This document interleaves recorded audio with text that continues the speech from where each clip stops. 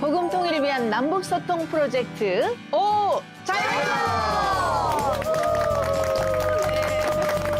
네, 안녕하세요. 아나운서 윤정미입니다. 오늘도 자유를 향한 여정 즐겁게 출발해 봐야 되겠죠? 자, 탈북 미남 미녀분들 반갑습니다. 안녕하세요.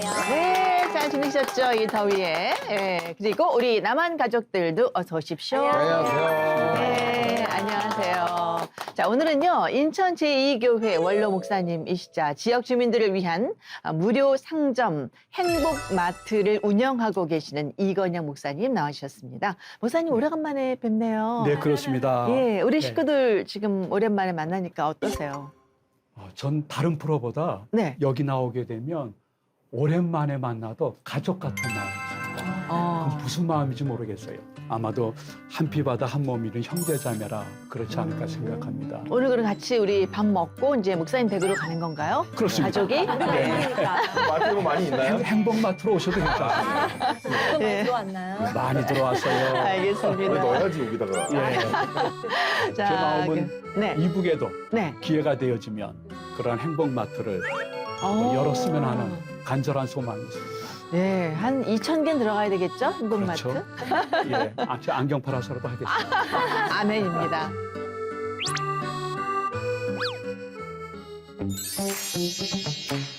남쪽 사람들하고 북쪽 사람들하고 차이가 남쪽 사람들은 저를 쏙 빼고 자기 혼자 하더라고요. 그래서 그래, 뭐 너 혼자 해라. 이렇게. 북한 남자로 출연하면 딱 맞을 것 같은데요. 남남북녀는 거짓말인 것 같습니다. 그래서 알버몬이라는 앱을 깔았어요. 그래서 한 4번을 전화를 했는데 어유 야, 이 얼굴이면 캐스팅이 안 되냐? 이랬어요. 그랬더니 20대만 한대요. 그래서 제가 화가 난 게 이거 보세요. 커플은 20대만 있어요. 40대도 있거든. 그래서 60대도 있어. 그렇죠. 40대가 찐이에요. 그걸 애가 생각을 못 했더라고요. 그래, 네, 얘가 아직 또, 철딱선이 없구나. 네. 자, 탈북 웹툰 작가로 활동 중인 최상국 씨도 오래간만에 오자뷰에 나오셨는데요. 북한에서 나중에 본다면 우리가 하는 말이 고짓이 아닌데 뭔가 다를 거 아니에요, 우리 말이. 네. 엄청난 전도가 될 것 같아요. 엄청난 영향이 맞아요. 끼칠 거예요. 사진 촬영 이런 걸 다 했는데 당일날에 사진 촬영을 합니다. 다 하고 꼭 돌려야 할 것이 있어요. 이거 안 돌리면 처벌받아요. 그렇지. 아, 처벌받아요? 김일성 동상 가야 돼요. 뭐 그동안 굉장히 좋은 소식이 있다고 들었어요. 예, 그렇습니다. 저는 이렇게 결혼한 이후로 더 축복이 많은 것 같아요. 아. 예, 특히 요즘 그 딸을 낳았는데 네. 야, 세상에 이런 기쁨과 은혜와 야, 이런 행복이 없는 것 같아요. 예, 그 딸을 키우면서 참 육아에 힘쓰고 일도 하고 그러고 있습니다. 결혼 소식을 들은 지 얼마 안 된 것 같고 또, 예. 또 얘기를 들은 게 그전에 개만 키웠는데 갑자기 원래 개 집에 다 놀러 간 적이 있었는데 갑자기 언제 딸이 태어난 지 얼마나 된 거죠? 이제는 아이가 1살 넘었어요. 예, 그리고 이게 정말 하나님의 선물이에요. 이 아이 하나하나가 그쵸. 하나님의 기업이고 행복인 것 같아요. 예, 그래서 그 딸을 볼 때마다 이건 하나님의 선물이다. 선물이라는 게 딱 받으면 뭔가 마음에 느껴지잖아요. 경험하게 되고 이게 막 느껴집니다. 꺼내서 보여줄 수도 없고. 예. 이 이름도 그래서 하나님의 은혜. 네. 하은. 크리스찬 중에 하은이 참 많죠. 예은이, 하은이. 그렇게 지었습니다. 그 아빠 입장이지만은 할아버지 입장에서는 예. 자주 이런 얘기합니다. 야야, 손주를 보기 전에는 인생을 논하지 마라. 또 다른 세상. 진짜 축복이에요. 네. 부모는 아이가 이쁘기도 하지만 힘들기도 하거든요. 그럼요. 근데 그 할아버지들은 이쁘기만 하다고 하더라고요. 손주들은. 무조건적입니다. 네, 무조건적이라고. 책임이 좀 덜하니까 아무래도. 그렇죠. 너무 냉정하다. 정확하십니다. 네. 키우는 건 저희거든요, 사실. 네. 그 딸이 태어난 후에 달라진 점이 굉장히 많을 것 같아요. 세상이 좀 달라 보이지 않나요? 맞습니다. 이게 딸아이가 태어나니까 똑똑해진 것 같아요. 오. 제가 아빠가? 원래 똑똑한 줄 알았는데 딸 나니까 더 똑똑하더라고요. 와. 어떤 의미에서? 그러니까 이게 그 감사함으로 받아들이냐, 축복으로 받아들이냐, 부담으로 받아들이냐 이 차이가 굉장히 큰 것 같습니다. 저는 감사함으로 받아들여가지고 아이가 태어난 다음부터 내일이 기대되면서 그렇게 진짜 살고 있어요. 마음 매일 긍정적이 되는 맞아, 맞아. 네. 근데 또 성국 씨 뭐 좋은 소식을 또 들었거든요. 네. 예, 연극을 제작하신대요. 탈북민 최초죠. 어떤 작품인가요? 예, 언젠가부터 남과 북의 문화를 공감시키는 뭔가 확실한 게 있어야 되겠다는 생각을 했다가 연극을 시작하게 됐죠. 네. 네. 예, 연극을 하게 됐는데 거기서 남과 북의 사람들의 그 정책 스토리, 남남북녀, 북남남녀 이야기, 남북 커플 보고서. 그래서 남과 북의 인식을 개선하기 위해서 제작했죠. 북에서 사귀던 커플 중에 한 명이 먼저 탈북해가지고 남쪽에 그 연인을 만나요. 얘는 이 연인을 찾아서 탈북을 해요. 그렇다 이 현실을 보고 하여튼 이런 자충우돌, 지독한 사랑 이야기 이런 거를 하고 있죠. 연극부터 시작하셨으니까 이제 뭐 영화도 하시고 예, 영화까지. 드라마도 하시고 하겠네요. 예. 아니 그리고 저는 성국이한테 좀 조언을 주고 싶은데 이 연극을 한다고 해서 저는 뭐 비율을 무릅쓰고 야 이 얼굴이면 캐스팅이 안 되냐 이랬어요. 그랬더니 20대만 한대요. 그래서 제가 화가 난 게 이거 보세요. 커플은 20대만 있어요. 40대도 있거든. 그래서 60대도 있어요. 그렇죠. 40대가 찐이에요. 그걸 애가 생각을 못 했더라고요. 그래 아 네, 얘가 아직 뭐, 철딱선이 없구나. 근데 또 네. 얘기도 들어보니까 실제 어떻게 보면 남북 커플 아니세요? 우리? 아, 맞아요. 네, 근데 남북 커플인데 실제적으로 결혼 생활을 해보니까 오히려 더 공감되는 내용이 많을 것 같은데 어떠세요? 아 그러니까 그게 와이프가 어디서 듣고 왔는지 로또 같대요. 로또. 그런 생활이? 뭔지 알지. 예, 좋아했어요. 그러니까 로또만큼 맞기가 힘들대요. 맞아. 남자 여자가 결혼 생활이 원래 그래요. 어디서 그런 얘기를. 그런데 저는 그 41세에 결혼했는데 원래는 비혼주의자였어요. 결혼을 좀 부정적으로 생각했는데 진짜 결혼을 해보니까 결혼을 안 하는 거는 너무 글러먹은 거예요. 네, 결혼 무조건 해야 되고 네. 하나님께서 주어주신 그 인생 중에 그냥 결혼을 안 하면 30%만 사는 거예요. 너무 만족하시네. 결혼을 해야 완전 돼요, 다른 무조건. 대신에 주님 안에서 해야 되고 네. 그리고 결혼식을 저는 결혼 예배를 들어야 될 것 같아요. 그때 여기 주선아 누님도 오셨댔는데 예배예요, 그냥.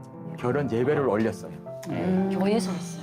예, 그냥 목사님 주례 정도가 아니고 결혼 예배. 이게 확실히 인생이 하나님이 축복을 해주십니다. 네. 제가 이제 결혼식 사회 같은 거 보러 갈 때 항상 하는 이게 멘트가 있거든요. 뭐냐면 우리는 결혼식은 준비를 오래 하지만 결혼 생활은 준비 안 한다. 근데 사실 결혼 생활이 훨씬 중요하거든요. 근데 맞아요. 그런 거가 되게 어떻게 보면은 그 남북 커플 가운데 되게 중요할 것 같아요. 주 안에서. 네. 예. 한 가정의 아버지로 이렇게 성장한 최성국 씨를 다시 이렇게 만나게 되니까 정말 감회가 새로운데요. 자, 오늘 또 스튜디오에 새로운 가족이 오셨습니다. 이번 시간은 남한에서 꿈을 펼치고 있는 탈북 청년분들과 함께 MZ세대 탈북 청년 특집으로 이야기를 나눠볼까 합니다. 자, 잘생긴 탈북 청년 두 분을 소개해 드릴게요. 자, 김주찬 씨와 이서야 씨 소개합니다. 안녕하세요. 네, 반갑습니다. 김주찬 씨부터 자기소개를 좀 해주시죠. 아, 네. 안녕하세요. 저는 함경북도 어랑이라고 하는 곳에서 왔고요. 13살에 탈북해서 현재 대한민국에서 17년 차 살아가고 있습니다. 그러니까 현재 김포시에서 통일을 준비하는 비영리 법인 위로재단을 운영을 하면서 또 주는 평화교회라고 하는 교회 담임을 맡아서 네, 열심히 사역하고 있습니다. 네, 그렇군요. 네, 반갑습니다. 자, 요즘 MZ세대들의 특징이 뭐 N잡너라고 맞아요. 해서 여러 개의 직업을 가진 분들이 굉장히 많은데 우리 김주찬 씨가 이 N잡너라고 들었거든요. 현재 어떤 일들을 하고 계신지요? 제가 이제 위로재단이라고 해서 제가 하는 모든 사역은 다 위로 사역이라고 하고 위로. 네. 위로한다. 아, 이제 보통 무조건 위로 그러면 위로부터 떠올리잖아요. 예, 그래서 이쪽 위로. 사실 그 위로의 의미도 있고 세 가지 의미가 있습니다. 위쪽으로? 혹시 북한 북쪽으로? 그것도 있는데 하늘 위로. 퀴즈 배경이 아닌 거죠? 네. 무슨 줄 알았어. 맞추고 싶은데. 네. 첫 번째는 영어 위와 아, 한자 길로자를 결합해서 만든 우리가 가는 길. 우리의 길. 네, 우리가 가는 길, 우리가 함께 가는 길이라는 의미를 주셨고 두 번째 의미가 위로 받은 사람들이 위로를 주는 그런 곳이라는 의미가 있고 마지막 의미가 하나님을 향해서 위로 가자. 그런 의미에서 위로 사역을 하고 있는데요. 하다 보니까 아무래도 여러 가지 직업이 생긴 것 같아요. 근데 이제 사실 직업이라기보다는 저는 목회자의 정체성을 가지고 있으면서 탈북민들의 어떤 현실적인 문제, 또 통일을 준비하는 그런 차원의 일들을 하다 보니까 여러 가지 사역의 다양성이 생긴 것 같아요. 김주찬 씨의 직업의 현장을 화면으로 저희가 준비를 해봤거든요. 와. 함께 만나보시죠. 안녕하세요.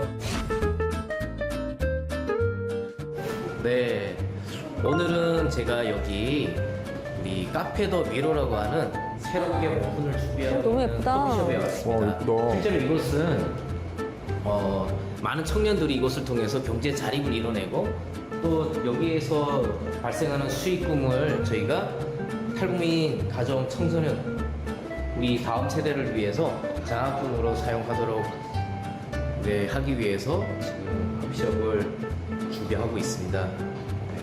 이것을 통해서 정말 많은 청년들과 그리고 탈북민 가정 청소년들이 장학금 받고 경제 자립을 이뤄낼 수 있는 그런 구조를 꿈꾸고 있습니다.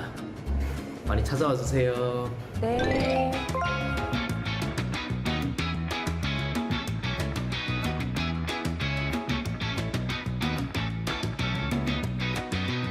교육하시는구나. 나의 목상. 이야.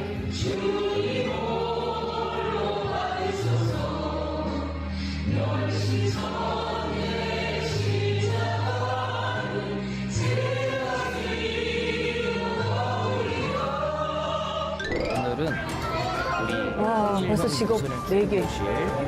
위로 FC 매주 수요일마다 저희 이곳에서 김포에 있는 이렇게 아이들이 수업하기 굉장히 축구 교육받고 굉장히 좋은 환경이 잘 갖춰져 있는데요. 이곳에서 유소년 축구 교실을 매주 수요일마다 하고 있습니다.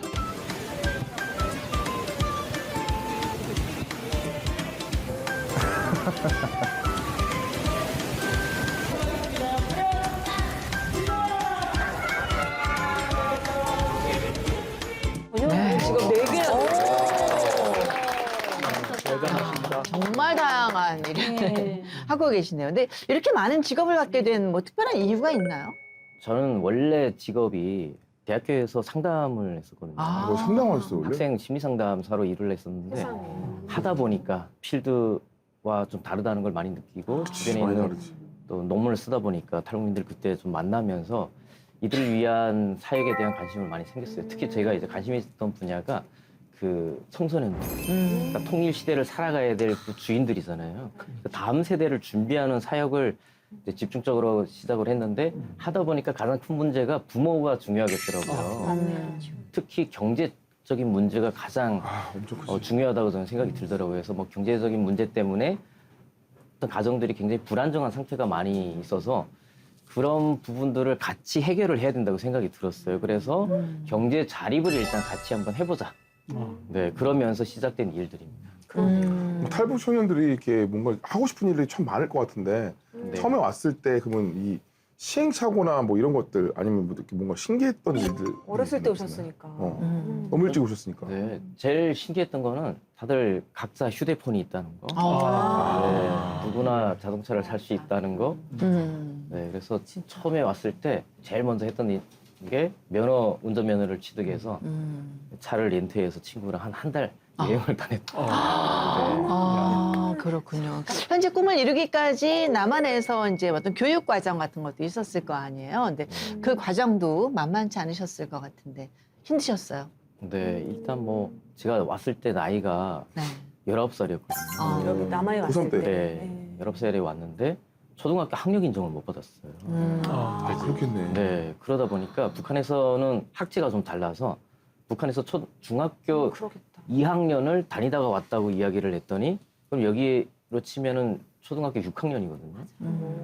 그러니까 초등학교 졸업을 안 하고 온 처럼 것으로 된 이제 거구나. 네, 그렇게 처리가 돼서 초등학교 학력 인정부터 다시 받아야 돼서 초중고를 남한에 와서 대한학교 검정고시를 통해서 그래서 바꾸나. 네, 학교를 마치고 여세대학교에서 신학과 전공을 하고 네, 동대학원에서 상담 코칭학 석박사를 마치고 이제 네, 상담사로 일을 했어요. 근데 전혀 박사. 경제적인 무슨 지원이 없는 상태에서 그걸 돈을 일을 하면서 이렇게 네, 아르바이트를 많이 했었어요. 대단하다. 그럼 지금 박사과정까지 마치신 거예요? 네, 초중고까지 다 이제 프리패스 하시고 걸렸으니까 네, 빨리 과정이 하신 거지. 그러니까 그런 경험이 있으니까 어떻게 보면 탈북 청년들이 이 남한 생활 정착하기가 솔직히 몇 배는 더 어렵잖아요. 네. 훨씬 더 힘들고. 근데 그것들 통해서 이제 많이 좀 도움이 됐나요? 또 도와주는데도. 그렇죠. 굉장히 그 어려운 가정들이 많았던 것 같아요. 일단 와서 뭐 공부하기도 바쁜데 사회 정착 문제라든지 여러 가지 또 문화 충격 같은 것들도 많이 네, 있고 그럼요. 맞아요. 네, 그런 게 많다 보니까 굉장히 어려워서 대학교를 사실 입학하고 나서 한 학기를 마치고 두 번째 학기를 다니던 중에 학교를 그만뒀어요. 아, 왜요? 일단 학교를 다니면서 느꼈던 내가 이 친구들하고 경쟁해서 어떻게 나중에 경쟁력이 있을까 하는 고민이 많이 되더라고요. 그러니까 좀 진로에 대한 고민이 많이 들고 그래서 아예 그만두고 해외로 나가서 한 1년 떠돌다가 들어와서 어디 가셨어요? 뭐 영국 갔다가 미국도 다녔. 근데 영국하고 그러고 가는 것도 쉽지는 않은데. 그러니까요. 아니, 무슨 뭐냐. 아니, 그냥 되게 말만 하면 이렇게 얘기를 다 되는 들어보면 것 누구 백이 있는 것 같아. 맞아요. 아버지가 뭐 무슨 영국 갔다가 뭐 뭐. 기업 회장이세요. 네, 무슨 아니 뭐 일단 생활비가 좀 있어야 되고 뭐 그러니까요. 누가 도와주는 사람이 있어야 되는 거 아니에요? 이게 저는 약간 경험이라고 생각을 하는 게 아무것도 없이 북한에서 오셨죠? 국경을 넘어봤죠. 맞아. 그러니 그러면서 뭐 여러 나라를 여권 하나 없이 다녔던 경험들 때문에 그런지 아, 좀 그렇게 뭐 그렇게 두렵거나 걱정이 크게 안 되고 어디 가든 약간 적응을 잘하는 편인 것 같아요. 그 영국하고 미국 가서는 그냥 영어만 배우셨어요? 아니면 거기서 또 다른 뭐 어떤 일이 있었나요? 삶을 배운 것 같아요. 여러 가지 어떤 뭐 인종 차별이라든지 그러니까 세상을 배우셨네요. 네, 남한에서 저는 남한 사회에 굉장히 차별이 있다 생각을 하고 갔는데 영국이나 미국 가서 느낀 것들은 그 서양인들이 봤을 때 동양인 그러니까 남북한이 중요한 게 아니라 중국, 일본, 한국 사람 모든 사람이 다 차별의 대상이기도 하더라고요. 네, 네. 그때 제가 그걸 느끼고 나서 남한에서의 어떤 차별이라든지 이런 것들은 내가 충분히 극복할 수 있는 문제이고 좀 자신감이 생겼어요. 약간 삶을 배웠네 정말. 사람이 다 보편적이다라고 하는 그런 거에 대해서 좀 많이 느끼고 돌아온 것 같아요. 진짜 속 사람이 정말 어른 같아요. 저는 막 그러니까요. 한 뭐 어른들한테 듣는 얘기일 것처럼 네, 오빠 같아요. 같아요. 이렇게. 오빠라고 불러야 될 것 같은. 아니 제가 좀 같이 다녀야 되겠어요. 좀 알려주세요. 좀. 아무것도 모릅니다. 대개명피 아니었어요. 자, 우리 최송죽 씨는 나이가 어느 정도 있으실 때 탈북을 하셨잖아요. 네. 김주찬 씨처럼 만약에 더 일찍 탈북을 했더라면은 어떠셨을 것 같아요? 제가 대한민국에 왔을 때 49살에 왔단 말이에요. 진짜 늦게 오셨다. 네, 49살에 와가지고 그땐 정말 한국에 대해서 하나도 모르고 왔을 때 갑자기 뚝 떨어지니까 당황하고 내가 여기서 과연 살 수 있을까 몽땅 다 기계 다 사람들이 전자 이러니까 너무 힘들었는데 지금 생각은 항상 내가 10년만 더 빨리 나왔더라면 내가 대한민국이 좋겠다고. 지금도 저 진짜입니다. 너무 후회나고 늦게 온 거. 네. 지금도 후회합니다. 만약에 10년 일찍 오셨으면 뭘 가장 하고 싶으세요? 저 정말 여자로서 제일 높은 자리. 저 진짜예요. 지금 생각하 지금 믿음 생활하니까 지금은 여자로서 제일 높은 진짜 그런 높은 데 올라가서 저 여자 북한에서 살던 정말 지질이 못 살도 짐승처럼 살던 여자가 지금 남조선에 가서 하나님을 위해서 저렇게 보고만 돼. 저 세상이 정말 천국 같은 세상이다. 이런 걸 느낄 그런 일을 막 하고. 네, 앞으로 뭐 100살 넘게 사실 텐데 지금부터도 가능하십니다. 자, 목사님의 청년 시절은 어떠셨는지 궁금해요. 혹시 목사님이 꿈이셨나요? 저는 이제 저 자신이 섬기던 교회가 제가 태어난 교회였어요. 거기서 유아 세례 받고 교인으로 27년 있다가 그 다음에는 이제 목사님으로 35년 있었으니까 네. 그러니까 62년을 한 교회에서 교인과 그냥 목사로 있었던 거죠. 네. 그리고 은퇴하고 나니까 그것이 장점이 있다고 하면 네. 웬만한 시험이나 고난이 오더라도 흔들리지 않는 그러한 장점이 있고 단점이 있다고 하면 이렇게 기독 젊은 청년이나 교인들 가운데 중간에 믿거나 혹은 방황하는 분들에 대해서 폭넓은 이해가 조금 부족했던 것을 지금도 생각하고 아 그러한 부분이 참 부족했구나. 나와 다른 것은 그냥 다른 것인데 잘못된 것이 아닌데 그래서 그것을 알고 그거를 이제 보완하는데 좀 힘썼던 한 기간을 보냈습니다. 네. 그래서 저는 솔직히 말씀드리면 저보다 우리 김주찬 목사님이 더 멋진 삶을 산 거고 멋진 목사님의 길을 걸어가는 것입니다. 왜냐하면 저는 그저 한 길이었고 모태신앙이라는 게 그냥 난 못해 아무것도 못해 경험이 없고 체험이 없어요. 그런데 다양한 삶을 살면서 다양한 경험을 하셨기 때문에 전 들으면서 야, 저분은 제2의 사도 바울이다 그런 생각을 했습니다. 네. 다양한 직업을 가지고 복음을 끝까지 전파하고 있으니까요. 네. 핸드폰을 못 고치시잖아요. 못 고쳐요. 그래서 그분은 보내시는 거예요. 축구 네. 못 하시고. 사람의 마음을 고치시잖아요. 네. 네. 그냥 목사님 네. 길을 가시는 거예요. 그저 그냥 그렇게 격려해 주니까 살만합니다. 네. 저도 있잖아요. 저도 모태신앙이에요. 아유 못했다 네, 못했다. 얼굴이 참 모태신앙 아닌데. 못됐다 못됐어. 아, 감사해요. 참.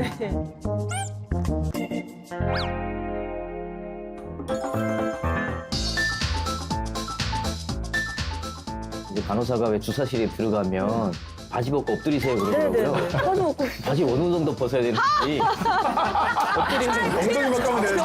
근데 그걸 남한 청년들 보게 되면 되게 딱 이제 뭐 알지 못할 뭐 잉글리시 막 쓰면서 말 안 쓰고 막 이러면서 되게 있어 보여요. 사랑이란 표현을 함부로 못 하지 않습니까? 어떤 분이 팬분이 좀 성택 씨 사랑합니까? 군인들이 저를 데리고 가다가 버렸어요. 네. 투조했어요 그때. 길에. 네, 그래서 저는 나 야, 살아있네. 이제 살았다. 아하. 그래서 의식이 있었으니까. 근데 여기서 5줄씩 막 나오는데 이거 걷잡을 수가 없는 거예요. 불가항력인 거예요. 이거 도저히 내 힘으로 할 수 없는 힘인 거예요. 그리고 내가 너를 사랑한다.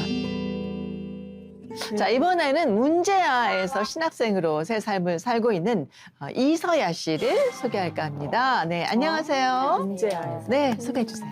저는 2008년도에 북한을 나왔고 한국에는 2014년도에 도착했고요. 지금은 햇불 트리니티 신학대학원을 재학 중인 이서야라고 합니다. 네. 근데 이름이 독특해요. 이서야는 어떤 뜻이 있나요?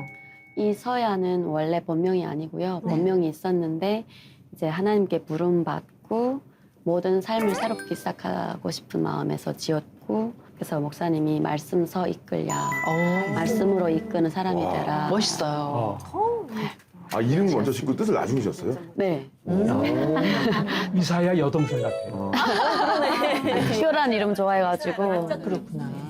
자, 우리 이서야 씨의 일상의 모습도 저희가 취재를 해봤습니다. 함께 만나보시죠.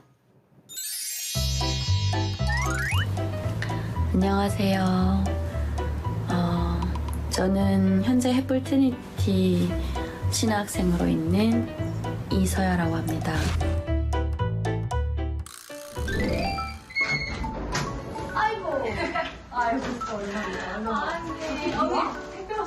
동생이 영은이가 왔어요. 오늘은 영은이랑만 시간을 이렇게 보내게 됐네요. 오랜만에 영은이를 봐서 너무 친구예요? 또 오늘 저녁에 밥도 먹고 산책 좀 갔다가 이제 하려고 하는데 오늘 처음으로 도전한 아 요리를 하신 거예요? 요리예요. 네, 야채랑 여러 가지 해서 그 오븐에 구운 거예요. 그리고 여기는 돼지고기랑 배추를 이렇게 볶은 거, 그다음에 김치. 간단합니다. 네, 감사합니다. 맛있게 드세요. 어머. 아 PCM.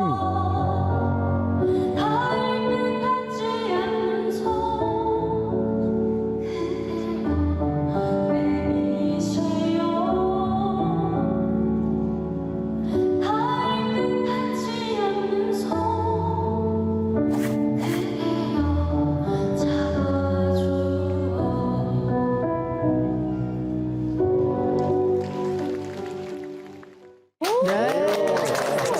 대단하시다. 오, 대단하시네요. 왜 이렇게 다 잘하시는 거야? 그러니까요. 보시고, 노래 너무너무 잘하시는데 네. 또 연기에도 재주가 있다고 들었어요. 네. 언제부터 시작하신 건가요? 연기는 이제 총 합치면 한 6년 정도 되었는데 이제 어렸을 때 꿈이 배우였고 가수였어요. 네. 어머니가 노래를 하시는 분이어가지고. 어머나. 네. 근데 어머니가 돌아가시는 바람에 제 꿈은 다 접어지고 한국에 와서 이제 다시 여명학교에서 뮤지컬을 접하는 바람에 거기에서 이제 연기를 하게 됐습니다. 네. 탈북 청년들이 여명학교 다니는데 여명학교는 어떤 학교예요?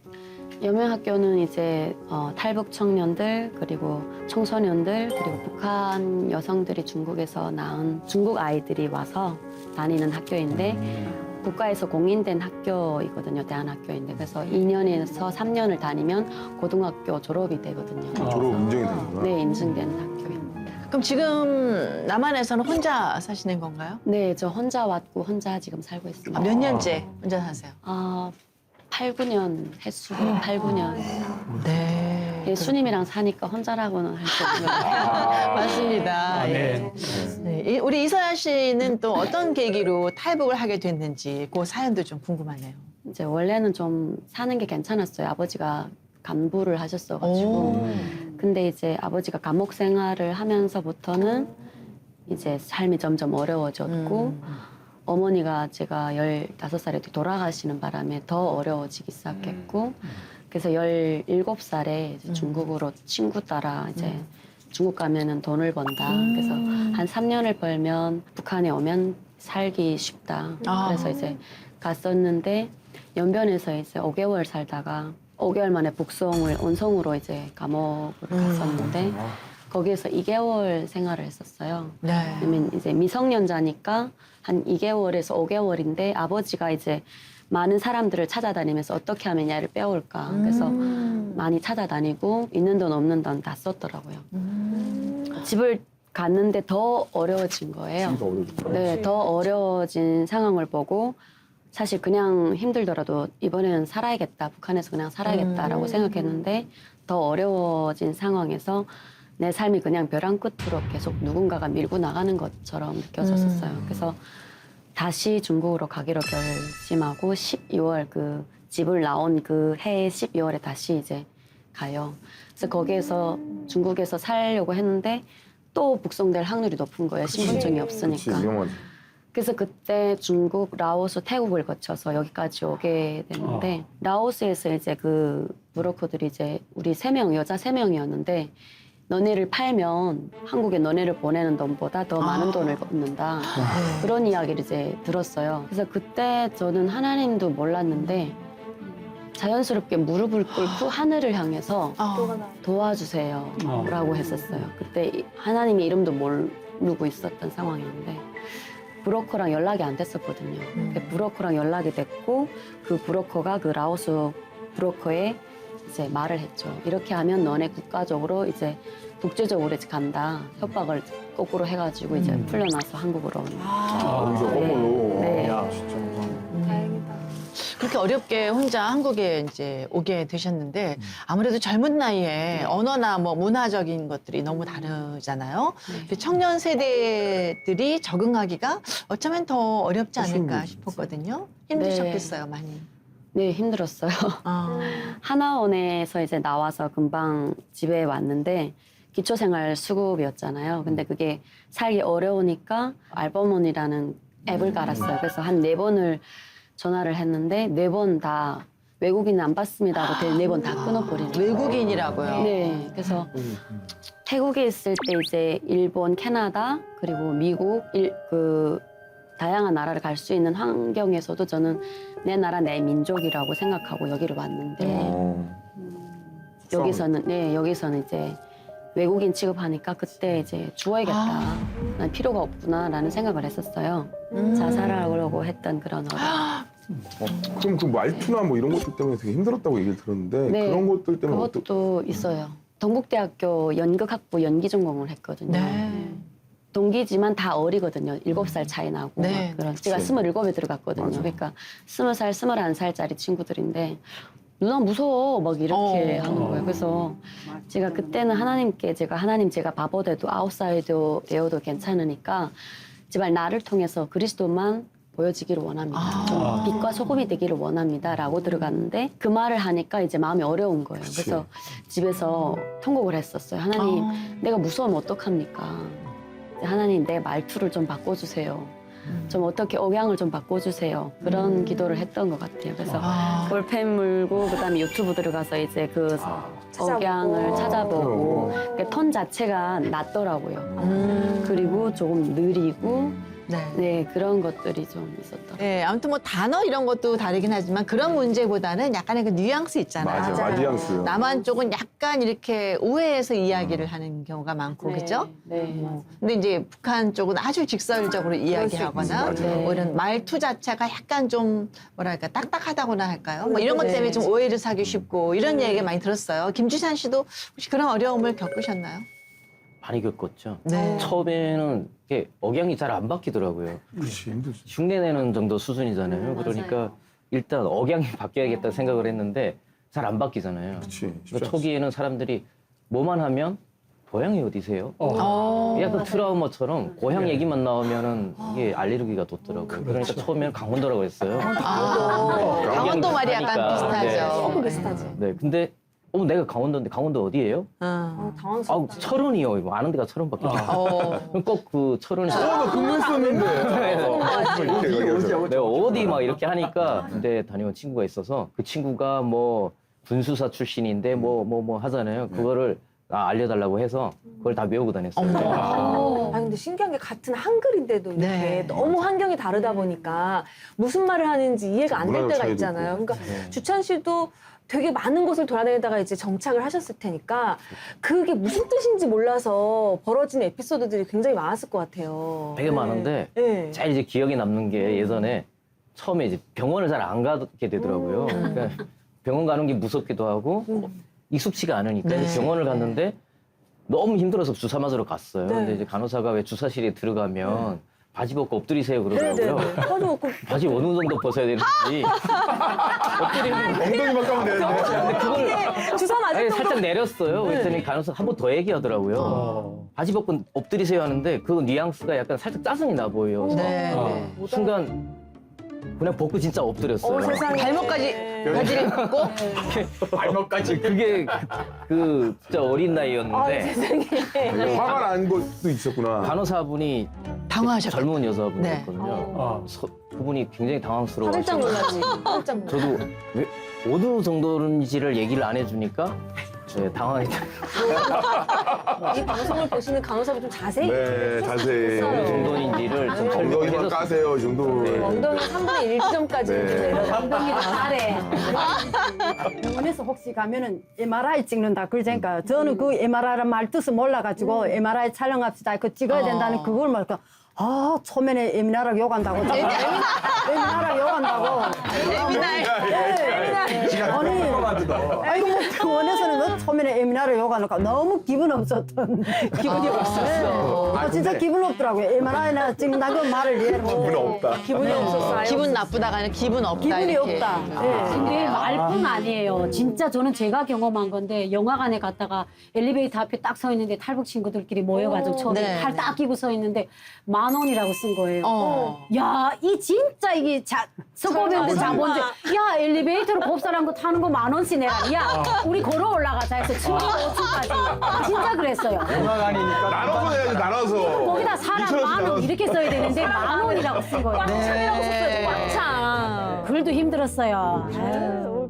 근데 이서야 씨가요, 지금의 모습은 굉장히 얌전하시잖아요. 맞아요. 근데 처음 오셨을 때 뭐 문제라고 들었어요. 사실입니까? 뭔지 알죠? 무서웠나, 진짜 무서웠나 봐. 믿어지지가 않아요? 반항이 좀 심했던 게 이제 대안학교에 가서 처음에 한국에 이제 왔을 때는 신앙이 없었잖아요. 근데 대안학교 한꿈학교에 갔었는데 큐티 시간이 매일 있는 거예요. 1시간씩. 그게 너무 짜증나는 거예요. 왜 하는지 몰랐지. 네, 하나님을 믿지도 않고 싫어서 이제 교장 선생님을 찾아갔어요. 교장 선생님 저는 지금 24살입니다. 이 큐티 1시간이면 영어 문제나 이제 수학을 하나 더 풀고 싶다. 그러니까 저만 좀 빼주세요. 그랬어요. 당돌했다. 당돌하다. 그러니까 이제 교장선생님이 한참 생각하시더니 그래 여기는 또 이제 떡볶이 아줌마들의 1,000원, 2,000원이 모아지는 기독교인들의 이제 후원으로 모아지는 학교인데 이 학교로 계속 다니려면 이제 규칙을 지켜야 된다. 너를 위해서 기도해 줄게라고 했어요. 할 말이 없더라고요. 그래서 이제 성경책 하나랑 그다음에 필기도구를 준비해가지고 이제 참여했어요. 참여할 때마다 매일매일 문제 10개씩 가지고 가는데 거의 방해하고 싶고 방해하고 싶어서. 네. 그다음에 예수가 없는데 지금 너희들이 지금 이루고 있다라는 생각을 계속 하고 그걸 좀 싶고. 알려주고 싶어서. 네, 예수 없나 하나님이 없다라는 걸 증거하고 싶었어요. 그 질문을 준비해 가시고. 네, 증거하고 싶고 사고방으로도 안 증명하고 싶고 막 그래가지고 계속 손을 계속 들었어요. 한 구절 읽으면 구절이 끝나기 전에 손을 들고 예수는 왜 북한에서 안 태어났습니까? 그리고 저희 엄마는 지금 자살해 죽었는데 어디 갔습니까? 그거를 되게 정말 세게 좀 말을 하고 막 그랬어요. 그리고 이제 한 4개월에서 5개월이 흘렀는데 예수님이 못 박히시는 그 구절에 이제 갔었어요. 예수님이 못 박히신 그 못자국에 통증이 일어나는 거예요. 네, 네, 실제적으로 네. 발과 이렇게 손에 통증이 일어나는데 그다음에 이제 제 온몸이 전유라고 있었고 그리고 제 어머니의 모태로부터 만들어지는 그것이 제 눈앞에서 파노라마처럼 이렇게 막 지나가는데 멈출 때 육성이 아니라 여기서 음성이 이렇게 들리기 시작하는 거예요. 어머니에게 매를 맞아서 8살짜리가 이제 강가에 이제 항상 강가에 혼자 앉아 있었거든요. 맞으면 그 강가에 앉아 있는 영상을 딱 비추셨는데 음성이 여기서 들리는데 내가 너를 안다 하시는 거예요. 그리고 또 저와 상관없이 막 파노라마처럼 또 돌아가는데 이제 북송됐다고 했잖아요. 그 감옥에서 이제 한 3명한테 이제 매를 맞았어요. 기절해서 감옥 안에 쳐넣는 그 영상을 딱 비추시더니 내가 너와 함께 했었다 하시는 거예요. 그때 제가 통곡을 하는데 입을 이렇게 벌리고 으아! 막 이렇게 우는 건지 아니면 소리를 지는 건지 이 소리가 엄청 계속 지르는 거예요. 그리고 눈물이 나오는데 엄마가 죽었을 때도 눈물이 그렇게 흐른 적이 없어요. 여기서 5줄씩 막 나오는데 이거 걷잡을 수가 없는 거예요. 불가항력인 거예요. 이거를 소리를 낮출 수도 없고 입을 다물 수도 없고 이거는 도저히 내 힘으로 할 수 없는 힘인 거예요. 그리고 내가 너를 사랑한다라는 그 음성이 들리는데 너무도 온화하고 부드러운 사랑이 저를 이렇게 감싸는데 이로 말할 수가 없었어요. 저를 그렇게 사랑해주던 아버지의 사랑도 거기에는 비할 수가 없었어요. 그런 사랑이 저를 이렇게 감싸는 거예요. 그러더니 이제 그 큐티를 인도에 가시던 선생님이, 여자 선생님이 제가 원래 이름이 옥이거든요. 옥이 은혜 받았네 하시는 거예요. 그러니까 끊임없이 하나님께 질문하고 원망했잖아요. 네. 하나님 왜 이래요? 난 왜 이런 삶을 사나요? 이러면서 계속 어떻게 이럴 수가 있나라고 끊임없이 항의하고 그게 하나의 이제 기도였는데 그 기도의 응답을 하나님이 굉장히 세게 뜨겁게 네. 그렇게 맞아. 주신 거잖아요. 그렇죠. 그렇게 다음에 또 이제 계속 하나님과의 깊은 교제로 계속 인도하셨어요. 계속 사람을 의지하고 사람에게 상처받는 것이 하나님이 원하시는 것이 아니라는 걸 알게 해주셨어요. 그리고 북한 땅이 저렇게 된 것이 하나님이 원하는 것이 아니었다. 그런 걸 다 알게 하셨고 하나님 안에서 해석을 하나하나 해주셨어요. 그러면서 이제 점차적으로 하나님 안으로 계속 들어가게 하셨고 네. 그럼 어떻게 보면 진짜 고난 가운데 있다가 이제 하나님을 만나게 되고 또 밤에 치유도 받고 뭐 그런 상황이었는데 남한에 온 탈북 청년으로서 청년으로서의 삶이 좀 달랐을 것 같아요. 어떠셨어요? 북한에서 태어나서 한국으로 오기까지는 내가 좀 힘들다, 많이 힘들다라고 생각했는데 태국에 와서 이제 북한 여성들의 이야기를 들었는데 힘든 게 아니구나 라는 생각이 들었어요. 나중에 하나님이 북한을 위해서 기도하는 사람들을 만나게 하시면서 깨닫게 하셨어요. 아, 내가 하나님 앞에 이렇게 다양한 삶을 살았고 고난을 겪었던 것이 그냥 겪은 게 아니었구나. 오히려 젊었을 때 그 받았던 고난들이 오늘에 와서는 나의 하나의 재산이 되는구나. 정말 돈 주고도 살 수 없는 그 고난을 내가 겪었구나. 하나님이 주시지 않으면 북한에 대한 마음은 절대로 생길 수가 없구나. 아무리 하나님 한다 할지라도. 진짜 서야 씨 얘기가 정말 맞는 게 그 구약의 선지자들도 하나님의 마음을 아는 사람이 그 하나님의 마음을 대변해서 이들은 아직 모르는데 그런 마음으로 서야 씨도 아마 같은 마음인 것 같아요. 그 마음을 아는 사람이 기도를 하게 하시는 것 같아요. 그래서 제가 바로 깜짝이야. 오늘부터 제가 아유, 깜짝이야. 새로운 것을 깜짝이야. 준비를 했습니다. 와. 네, 오늘은요. 오늘부터 이제 새로운 코너인데요. 남북한 이렇게 달라요. 라는 주제인데요. 오늘은요. 자, 보시도록 하겠습니다. 오늘의 주제는 처음이라 약간. 남한 청년 대 북한 청년. 예. 오늘 첫 번째 주제입니다. 남한 청년, 북한 청년 어떻게 다른지 우리 탈북 식구들의 얘기를 한번 들어보도록 하겠습니다. 일단 주선아 씨. 네. 아, 남북 청년들은 뭐 전체적이진 않지만, 네, 좀 다른 것 같아요. 왜냐면 이제 북한 청년들은 어떻게 보면, 대부분 이제 목표가 정해지면 이렇게 전자계산기 안 두드립니다. 그냥, 밀어보시죠. 나가요? 고. 속도전의 혁명 정신으로 딱 이렇게 밀어붙이는 좋은 거야. 그런 성격이 있는데, 남한 청년들 보게 되면 되게 인텔리스러워요. 딱 이제 뭐 알지 못할 뭐 잉글리시 막 쓰면서 언발란스 막 이러면서 되게 있어 보여요. 그래서 이제 막 이렇게 뭐 모든 걸 다 재요. 그러니까 그 재면 실수는 없겠죠. 근데 우리가 실수를 두려워하면 전진이 없어요. 맞아요. 그러니까 이제 그런 것들이 다 좋은데 맞아. 이렇게 합쳐졌습니다. 네. 더 큰 시너지가 일어나지 않을까 이런 생각이 들어요. 자, 이제 김주찬 씨의 탈북 스토리를 좀 들어보고 싶은데요. 예, 어떤 스토리가 있나요? 이서야 자매님 말씀하신 것처럼 뭐 저희 때는 다 배고파서 뭐 탈북을 했던 시대라 뭐 90년대 뭐 중반 이렇게 들어서니까 북한이 막 고난의 행군 뭐 지금 구호를 할 정도로 경제적인 그 어려움이 그 심각한 수준이었던 것 같아요. 네. 그러니까 300만 명이 굶어 죽었다고 뭐 통계로 이렇게 나오더라고요. 그러니까 그 300만 명이 굶어 죽었다는 그 약간 체감을 좀 하자면 동네에 이렇게 나가면 시장이나 이런 데 가면 죽어가는 사람들 시체도 있고 그랬었어요. 네, 그러니까 왜 기근이나 전쟁이나 막 그러면 왜 약자들이 어렵잖아요. 그러니까 그쵸, 맞아. 노인, 아이들. 어린이, 여성이거든요. 딱 그런 사람들이 가장 어렵다 보니까 그러니까 저희 좀 어린 친구들이 이제 가족의 해체가 많이 되면서 많이 탈북을 했던 것 같아요. 뭐 주변에 보면 다 제 또래들이 부모님들이 뭐 버리는 게 아니라 너희들이라도 살아라 그러면서 내보냈었어요. 그리고 부모님들이 뭐 식량 구입을 갔다가 못 돌아오고 막 내내 기다리는데 안 와서 그냥 저 처음에는 부모님이 안 오시길래 그게 너무 힘든 거예요. 나이가 어리니까. 그래서 그렇죠.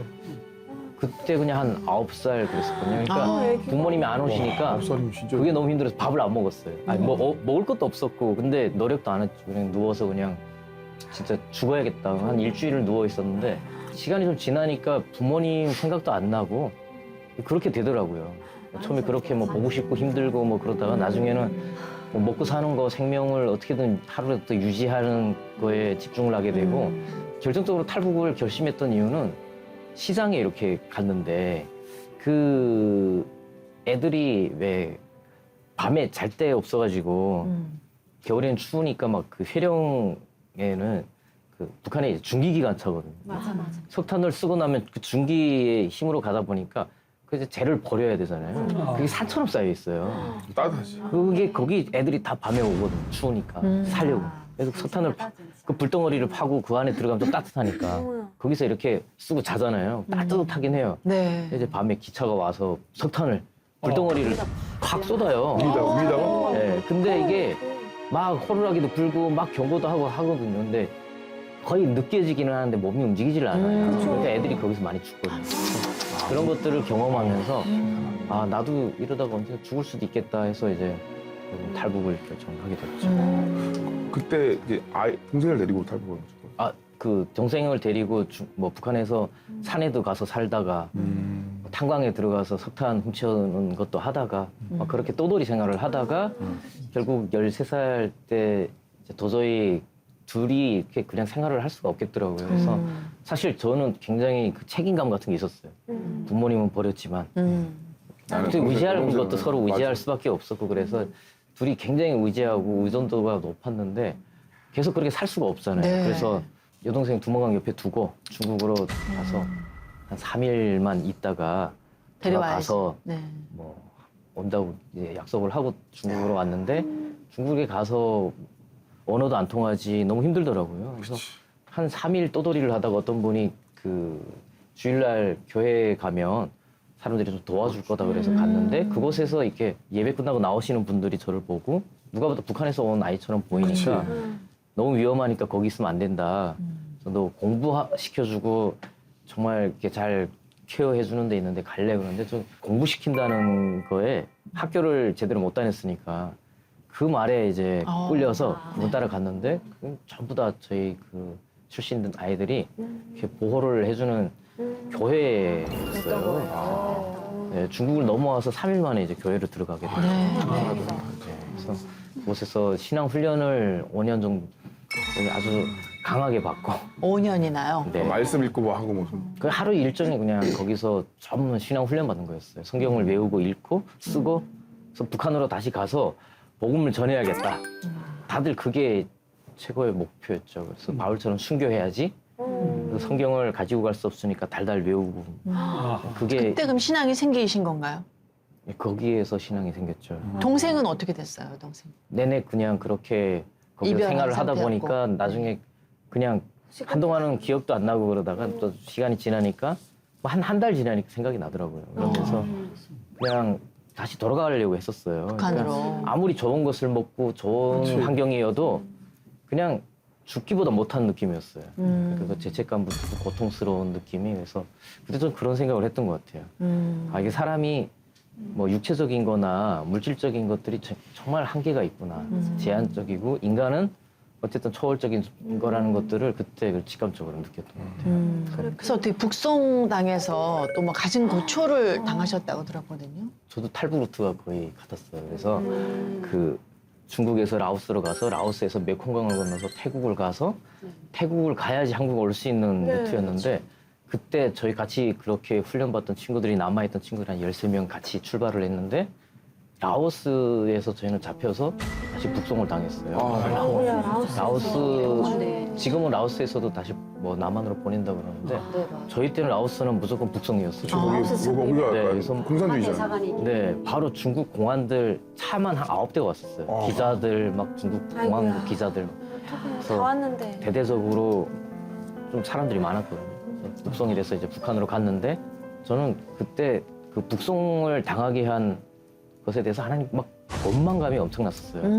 정말 기도로 준비했고 했는데 없이. 다시 그렇게 북한으로 북송이 돼서 북한 감옥에 가게 되니까 너무 큰 원망감이 있었거든요. 근데 나중에 알게 됐어요. 왜 하나님께서 이곳에 나를 보내셨지 하는 것들을 정말 말도 안 되는 상황들이 있었던 게 저는 중국에서 신앙 훈련도 받았고 남한으로 가다 라오스에서 잡혀서 북송됐잖아요.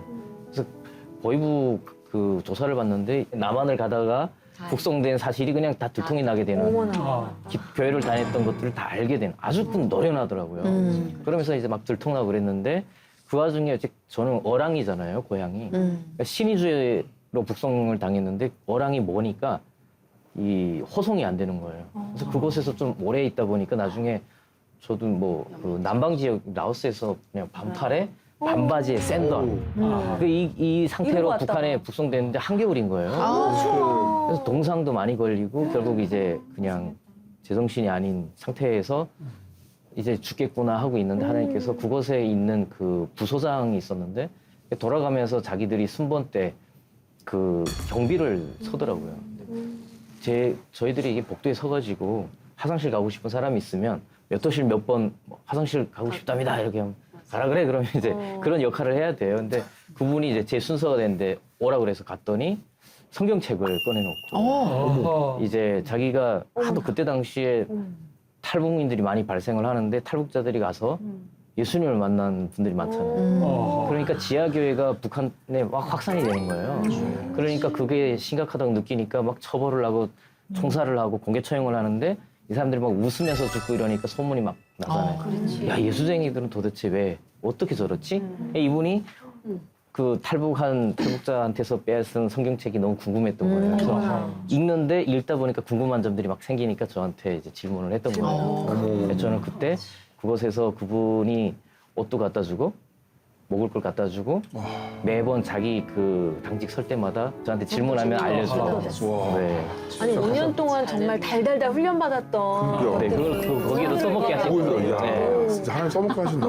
하나님께서 다시 그것을 보내서 그걸 보게 하시고 상상도 못했던 감옥의 그때 그 부소장에게 간수장. 성경 공부를 시키고 이거 진짜 성경이라는 말씀 같아. 기적이야. 그죠, 맞죠? 네. 성경에서 베드로가 했을 때 막 열렸을 때 막 그랬잖아요. 그거 같아, 그렇죠? 그러면 이제 그곳에 보내신 하나님이 그것을 또 어떻게 탈출을 시키셨는지 이것도 진짜 너무 기적적일 너무 것 같아요. 한번 감옥에서 이제 탈출을 시도했다가 잡혀가지고 결국 거기에서 그 뒤로는 더욱 많은 고통을 당하다가 결국은 고향으로 보내져서 그곳에서 감옥에 들어갔어요. 그래서 재판을 기다리고 있는 과정에 있었는데 그 재판 전에 제가 이제 몸에 진짜 벌레가 나오더라고요. 그러니까 아하. 그 사람들이 저를 이렇게 딱 벗겼는데 몸에서 벌레가 막 나오는 거예요. 군인들이 깜짝 놀랐는데 보니까 이 같은 것들이 추우니까 그 안에 다 들어가 있다고 옷을 딱 벗잖아요. 그러니까 아하. 몸에 확 나오는 거예요.